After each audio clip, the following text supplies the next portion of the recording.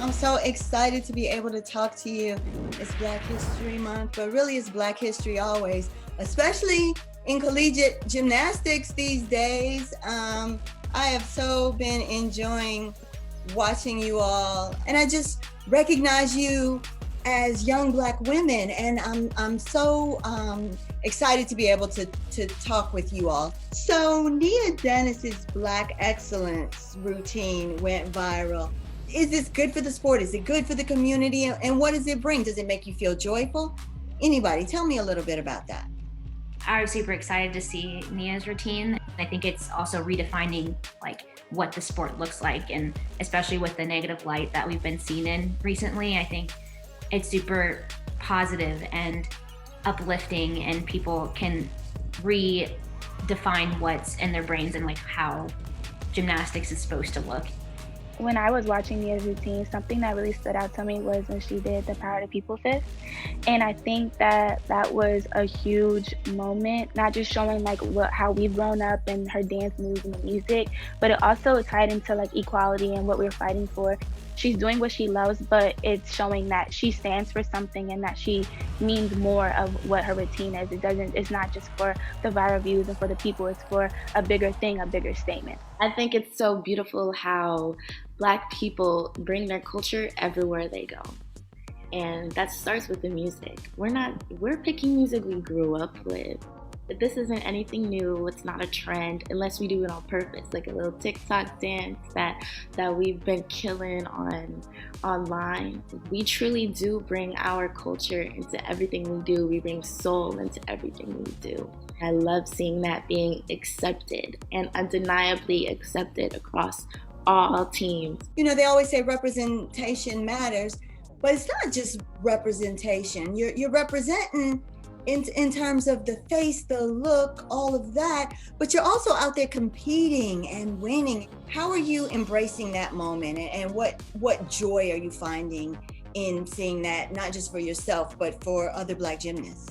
And I think it's like, it sits with me when you see people go viral and you're like, wow, that's an African-American gymnast that went viral. Like, that's so amazing. It's like, it's not just, oh, she went viral, that's it. You know what I mean? It's something that you take in. It's something that you can glorify for the Black community. Or when Trinity or Kiya, gets 10, you're like, man, that's possible. Like, that's amazing.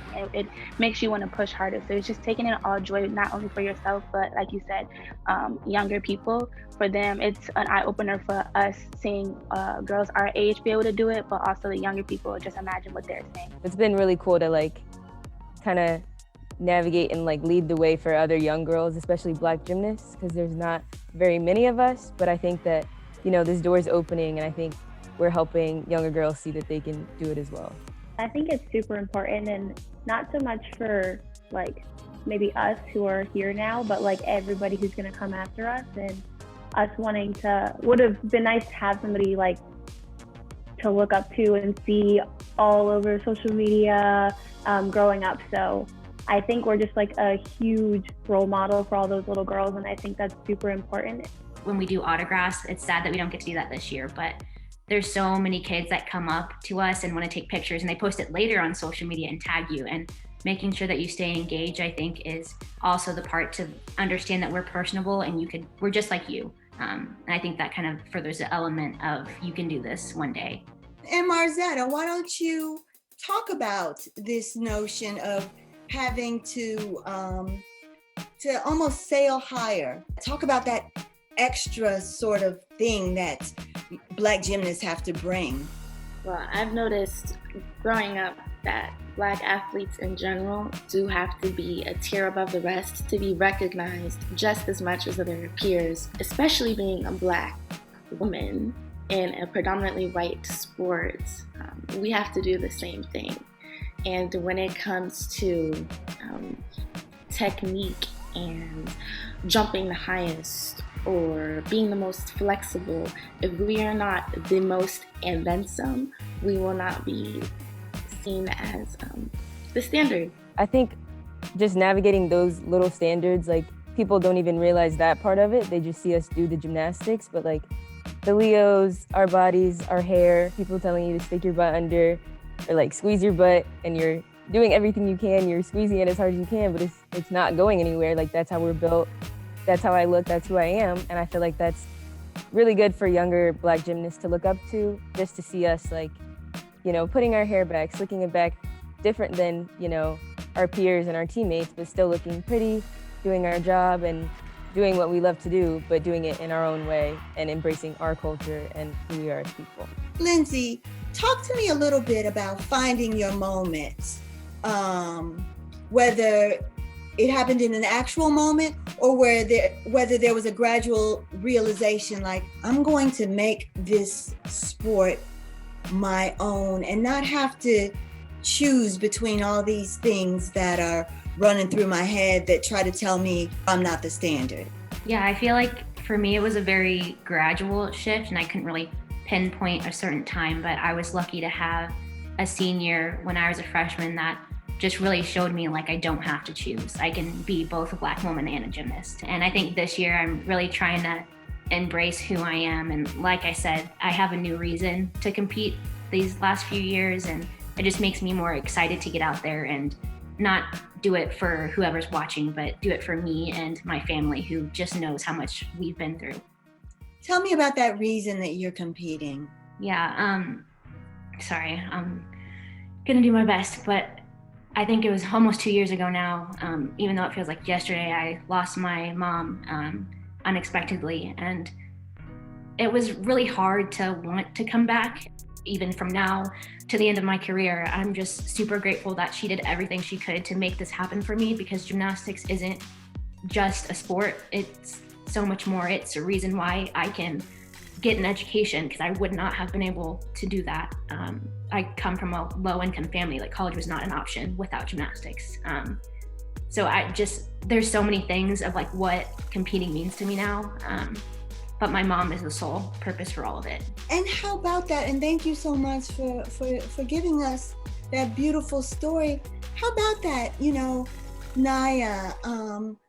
what does it mean to have community? Because that's what you all have now. There's enough numbers there. It's small, but you guys are there and you're making yourself seen and heard and known in ways that are outside of what we've traditionally seen. What does that mean to you, Nya? When you have a community and you see people being successful in your community, it's like, oh, I can, strive to do that as well, or I can do even better. You like set the bar high, because I feel like African Americans, the bar is always set low, or we're not, like given the big grand outcome of things. And I feel like the bar is just like set high now because of what we've done, like so much. African American little girls can be like, oh, they're part of my community, so I know I can do that. I want to be just like them. I would have to say that seeing, for example, like Gabby won the Olympics and then Simone went and won the next Olympics. And I think just seeing them up there and being somebody who was like behind them and got to watch them work their way to get there, I think it's just something that helps like my confidence to see them kind of like reach their goals, knowing that like they have the same struggles and the same obstacles that they've had to overcome. It just really just makes it that much more special for you, and just that much more like confident in myself to know that I can get there too. How free do you feel to be authentic? I went to a predominantly white school, and I went through this time where I was like, oh, I want my hair straight. And I feel like a lot of Black girls go through that, where they want their hair to be straight and they want their hair to be a solid color, and it was hard for me to kind of find my identity. But once I found it, I was like, man, I want my hair to be curly, because that's how my natural hair is, and my natural hair is pretty. So it was working my way with trying to like get my curl pattern back and trying to find that. And while I was finding my curl pattern and getting my curl pattern back, I found who I really wanted to be and who I wanted people to see me as. And then on top of that, I was like, I want it to be something that I express myself with, which was red. Me being able to, like Mars said, do your hair in different styles, braids, stuff like that. It's a way that we are able to express ourselves and move away from this societal standard of how gymnasts are supposed to look, even though we moved away from this predominantly white sport, which is still predominantly white. We just added like a little spice into it. I love that. And let me say, this might be the first time you've ever heard a curl pattern talked about on ESPN, and I'm here for it. I'm absolutely here for it. All right. Well, thank you, ladies. I so appreciate it. I could keep you talking about gymnastics for hours, but I'll let you go so you can practice so I can watch you along with the rest of the country. Keep doing your thing.